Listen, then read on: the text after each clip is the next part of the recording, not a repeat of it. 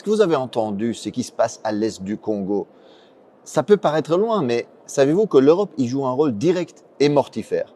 Alors commençons par le début. À l'est du Congo, au Kivu, la frontière avec le Rwanda, la guerre a causé environ 6 millions de morts. Certains estiment d'ailleurs que la moitié de ces morts seraient des enfants, imaginez-vous.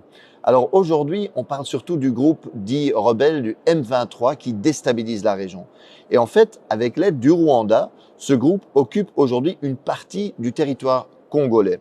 Et le rôle du régime rwandais est fondamental.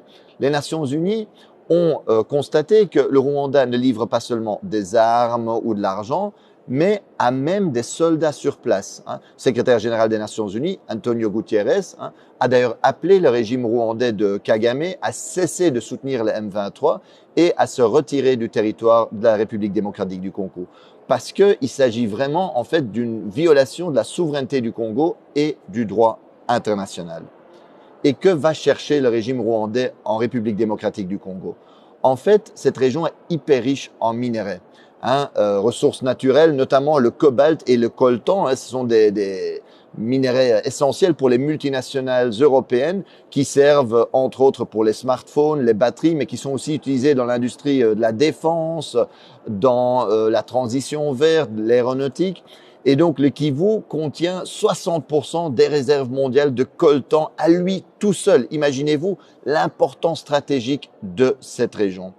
En d'autres mots, la guerre, les massacres, la déstabilisation à l'est du Congo arrangent bien ceux qui veulent voler les richesses naturelles, les matières premières du Congo. Et sans surprise, un groupe d'experts des Nations Unies a constaté qu'en 2023, le Rwanda a enregistré une hausse sans précédent de ses exportations de coltan, une augmentation de 50% par rapport à l'année précédente.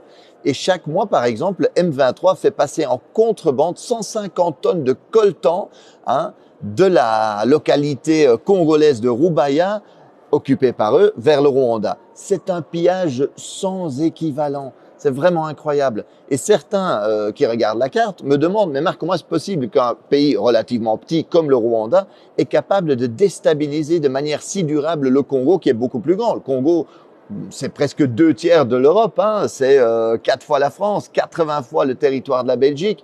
Ben c'est qu'évidemment, ce n'est pas que le Rwanda, ce n'est pas qu'une question entre Congo et Rwanda, c'est que le Rwanda reçoit le soutien de l'Occident, des États-Unis, mais aussi de l'Europe. Chaque année, l'Union européenne offre par exemple des dizaines de millions d'aides à l'armée rwandaise. La Pologne a même promis toutes les armes, toutes les technologies militaires dont le régime aurait besoin. Et dans le cadre du programme Global Gateway, l'Europe a promis des investissements de 900 millions au Rwanda. Et cerise sur le gâteau, en février 2024, l'Union européenne a signé un protocole d'accord privilégié sur les matières premières avec le Rwanda. Et cela tandis que nous savons que le Rwanda va voler des matières premières au Congo. La Commission européenne, en fait, a été signé cet accord et a encouragé le Rwanda à piller, à intensifier le pillage des richesses congolaises. Regardez bien la chronologie. En fait, en février 2024, la Commission européenne va signer cet accord sur les matières premières avec le Rwanda. Et à peine 2 mois plus tard, en avril 2024, le M23 occupe la localité de Rubaya, qui représente 15% de la production mondiale de coltan, minerai stratégique. Chaque mois, aujourd'hui, 150 tonnes de coltan passent de là-bas vers le Rwanda, dans les mains, sans doute, de multinationales. Le vol et le pillage, c'est ça l'impérialisme concrètement aujourd'hui. Et d'ailleurs, il y en a qui rêvent d'occuper durablement l'est du Congo en coupant le Congo en petits bouts.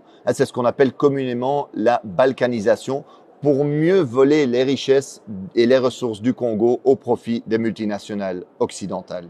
Dans le Financial Times, l'expert Jason Stearns est clair. Cette guerre pourrait se terminer relativement rapidement. Il rappelle qu'en 2012, en fait, le M23 avait été battu. Et ce n'était pas seulement à cause de l'action de l'armée congolaise et de ses alliés du Sud, qui avaient battu militairement le M23. C'est aussi parce que les soutiens internationaux du régime rwandais avaient suspendu son financement. Et que donc, eux, ils avaient dit, voilà, à cause du rôle que vous jouez au Congo, on ne va plus vous financer. Barack Obama avait appelé Kagame pour lui dire d'arrêter le M23. En d'autres mots, si l'Occident aujourd'hui ne sponsorisait pas cette guerre, elle pourrait prendre fin très rapidement. Et on pourrait éviter, on aurait pu éviter déjà beaucoup de ces morts, beaucoup de ces victimes innocentes aujourd'hui en Congo. L'impérialisme aujourd'hui, le vrai visage de la politique étrangère et commerciale européenne en Afrique, c'est ça.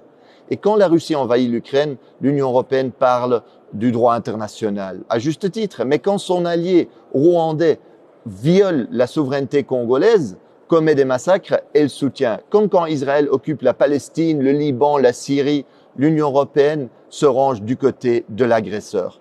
Alors aujourd'hui, faisons pression sur les dirigeants européens parce que ce n'est pas acceptable que l'Europe joue ce rôle-là. Alors il est possible aujourd'hui de faire pression, c'est nécessaire pour que l'Europe arrête sa complicité avec les crimes sur place. Alors envoyons un message à Ursula von der Leyen, présidente de la Commission européenne, ou à la ministre des Affaires étrangères de l'Union européenne, Kaja Kallas. Envoyez-leur un message par les réseaux sociaux, envoyez-leur cette vidéo-ci. Et en plus, mobilisez-vous dans la rue parce qu'il faut mettre la pression sur nos gouvernements aujourd'hui.